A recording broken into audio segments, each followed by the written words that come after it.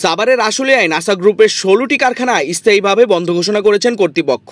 মঙ্গলবার কারখানার প্রতিষ্ঠান অধিদপ্তরে অনুষ্ঠিত ত্রিপক্ষীয় সভায় জানানো হয়, বিদ্যুৎ গ্যাস সংকট ও ক্রেতাদের অর্ডার না থাকায় আগামী 25 সেপ্টেম্বর থেকে সব কারখানা বন্ধ থাকবে। চুক্তি অনুযায়ী শ্রমিকদের আগস্ট মাসের বেতন 15 অক্টোবর, সেপ্টেম্বরের বেতন 30 অক্টোবর ও অন্যান্য পাওনা 30 নভেম্বরের মধ্যে পরিশোধ করা হবে। কর্তৃপক্ষ জানিয়েছে, কোনো শ্রমিককে ব্ল্যাকলিস্ট করা হবে না এবং সবার জন্য প্রত্যয়নপত্র দেওয়া হবে। তবে ঘোষণার পর শ্রমিকরা পাওনা বেতনের দাবিতে বুধবার সকালে বাইপাল আবদুল্লাপুর মহাসড়ক অবরোধ করেন। প্রায় 1 ঘন্টা ধরে চলা এই অবরোধে পরিস্থিতি উত্তপ্ত হয়ে উঠলে কিছু শ্রমিক ইটপাটকেল নিক্ষেপ করেন। এতে ইন্ডাস্ট্রিয়াল পুলিশের কয়েকজন সদস্য আহত হন।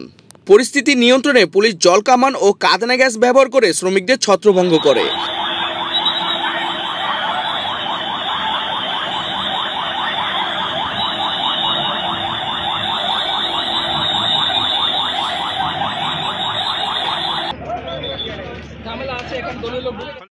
আশুলিয়া থানার ওসি জানান, বড় কোনো অপ্রীতিকর ঘটনা ঘটেনি। আহত একজন শ্রমিককে সেনা সদস্যরা প্রাথমিক চিকিৎসা দিয়ে নিরাপদে সরিয়ে নেন।